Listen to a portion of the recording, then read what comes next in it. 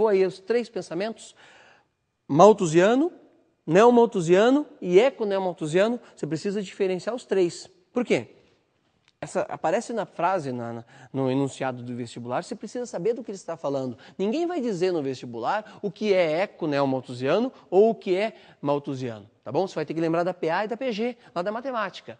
E a partir do momento que você leu, lembrou disso, você vai conseguir responder a questão. Por isso que eu estou fazendo essa introdução e comentando sobre isso, tá certo? Então, toda essa turma já vem puxando o pensamento de Malthus. Claro que nem todo mundo concorda com isso, certo? Tem uma turma ligada a Karl Marx que não vai concordar com esse pensamento. E é isso que a gente vai ver agora. Pessoal, Marx, que vai ser o opositor de Malthus, ele tem um pensamento bastante diferente. Ele vai dizer o seguinte: ao contrário de Malthus, que nós temos que dizer para os pobres não se reproduzir, ele pensava assim, ó: dê condições à população pobre, que ela estude, certo? Que ela vai fazer o seu planejamento familiar. Aqui eu já estou entrando num segundo conceito, estou falando para vocês planejamento familiar. Malthus era a favor do controle de natalidade. Anote essas 2 coisas. Controle de natalidade. Você não pode ter um determinado número de filhos. Voltando ainda no Malthus, para Malthus, sexo era só para reprodução. Coitada da mulher dele, foi casado durante anos e só teve 2 filhos, então é uma coisa complicada. No caso de Marx, ele dizia, ó, não precisa fazer o controle de natalidade, é só as pessoas terem educação. Aí elas vão fazer um planejamento. Olha a diferença dessas 2 ideias, controle e planejamento. A China, por exemplo, tem um controle de natalidade. Você só pode ter tantos filhos. A partir disso, o que acontece? Você vai ter uma multa, você tem uma penalidade. No caso do Brasil, em tese, nós temos planejamento familiar, certo? Em tese. O Brasil não toma uma posição muito clara nisso, a não ser um ou outro ministro. Por quê? Envolve-se a questão religiosa, né? Só você pensar, o Brasil tem praticamente metade da população católica, todo mundo sabe da posição do Papa em relação a preservativos. Então, fazer um controle de natalidade envolve o padre, no domingo, descer o cacete em quem? Naquele político que venha fazer ou que venha divulgar o controle de natalidade através de preservativos, anticoncepcionais, vasectomia e uma infinidade de outras coisas que existem por aí. Então perceba que controle de natalidade e planejamento familiar envolve questões culturais e questões políticas para cada país, para cada região do globo.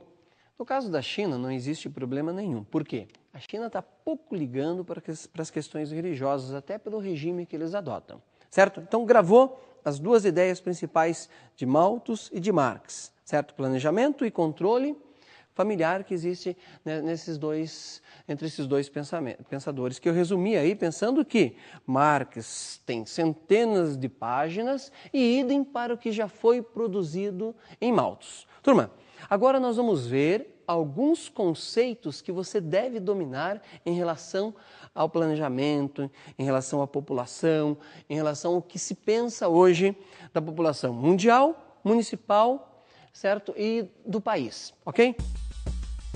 Elementos da dinâmica populacional. Quais são esses elementos que você deve dominar? O primeiro deles é mortalidade. É necessário que em todas as esferas governamentais, saiba qual é a mortalidade da população. Precisa se conhecer como que essa população está morrendo. Por quê? Você tem que repor a população.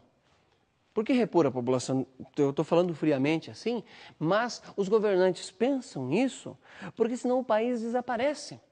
A Itália, há pouco tempo atrás, vários municípios da Itália começaram a fazer o quê? Campanha para que os seus munícipes tivessem filhos.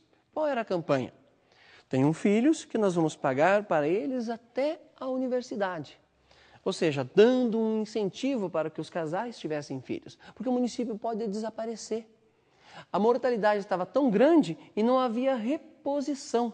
Repito, estou falando friamente, porque é assim que os governantes pensam. Eles não estão preocupados com a questão emocional que existe em relação a isso. Mas trabalha-se com essa ideia. Você tem que pensar na população que está morrendo. Em que idade que ela morre? Então você precisa controlar e saber como é que esse grupo está chegando.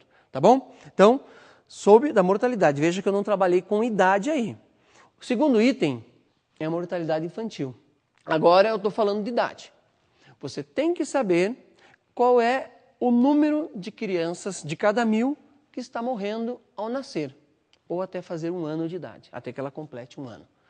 Por que você tem que ter esse controle? Porque automaticamente você vai saber da reposição da população desse país, você vai saber da reposição, as empresas vão saber quantas pessoas vão ter na sequência para comprar seus produtos, as escolas vão saber se vai ter ou não vai ter matéria-prima, né? O que é matéria-prima? Aluno do ensino fundamental, do ensino médio e também para as faculdades na sequência. Ou você acha que se constrói uma universidade hoje, uma escola, sem saber que vai ter aluno? E você vai ter que olhar para a faixa etária. É um dos nossos temas na sequência, entender essa questão da faixa etária, tá certo? O próximo item que você tem que dominar é migração. O que é migração? Pessoal, a saída de um lugar para outro. Não é como alguns dicionários colocam aí. Por exemplo, que tem que sair de um país para o outro ou de um continente para o outro, tá? A migração é o seguinte, você trocou de município, já se torna migração. O migrante é a movimentação. É claro que você tem que entender o que é o e o imigrante. Aquele que está saindo e aquele que está chegando. Mas é simples. Imagine a seguinte situação. Se você estiver numa rodoviária, num porto, num aeroporto, ou em qualquer lugar, vendo o seu colega, uma pessoa que você gosta, sair de onde ela mora, você vai dizer, ele é um emigrante, porque ele está saindo, como de exportação, tá certo? Então ele saiu, ele emigrou. Quem estiver lá no outro lugar, vendo essa pessoa chegar, vai olhar para ele e vai dizer o seguinte, ele é um imigrante. Perceba, é a mesma pessoa, só que depende do ponto de vista. Quem ouviu sair disse que ele era emigrante. Quem ouviu chegar disse que ele era um imigrante, tá certo? Agora tem vários tipos de imigração, tá bom? Vou comentar algumas com vocês. Por exemplo, tem aquela migração que é permanente, que a pessoa sai de um ponto, vai para o outro e ali ela vai se fixar, vai morar, vai constituir família. Por exemplo, os japoneses chegaram no Brasil, construíram famílias e povoaram esse país em vários pontos. 50 japoneses em todos os lugares do Brasil, de norte a sul, em todos os estados. Claro que São Paulo, o bairro da Liberdade, é o melhor exemplo sobre isso. Como o Bexiga é o bairro relacionado aos italianos. Tá bom? Então eles vieram e formaram, se misturaram, formaram família e ajudaram a construir esse país. Tem aquela migração que é pendular. Pendular, vai e volta. Isso acontece muito nas regiões metropolitanas. O que é uma região metropolitana? Tem uma cidade sede, certo? Que ela é o polo, e todas as que estão ao seu redor são atraídas pela cidade sede. No caso, São Paulo, Porto Alegre, Curitiba, Salvador. Ao redor dessas cidades tem um punhado de outras que fazem parte da região metropolitana. O que acontece durante o dia? Se você perceber, para São Paulo, durante o dia, pela manhã, entra muita gente. À tarde, sai. É a migração pendular. As pessoas que vão trabalhar em São Paulo pela manhã, ou em Curitiba, Porto Alegre, Salvador, voltam à noite para suas cidades. Então, elas fazem esse pêndulo. Mas e daí? O que tem a ver isso? Turma, calcule uma coisa comigo. Se o cara saiu de manhã do seu município, da sua cidade, foi trabalhar na outra, e ele ficou lá o dia inteiro. Foi ao supermercado, almoçou, comprou. Ali ele gastou e ali ele deixou os seus impostos. Voltou para dormir na sua cidade. Lá ele não gasta, lá ele não vai ao supermercado, lá ele não arrecadou impostos, tributos. Automaticamente esse município passa a ter problemas, porque o município vive dos nossos tributos. Então, daí ele vai querer calçada, ele vai querer iluminação pública, mas não tem. Por quê? O município onde ele passa o seu dia é lá que é arrecadado todos os seus impostos. Então, gera um conflito muito grande nas regiões metropolitanas. Pode ver que as cidades da periferia da cidade polo sempre tem um problema social muito maior do que aquela que é a sede, aquela que concentra, aquela que tem o poder de atrair nesse pêndulo e depois devolve o cara para dormir à noite lá do outro lado. Então, interessante que você grave aí essa questão da migração pendular.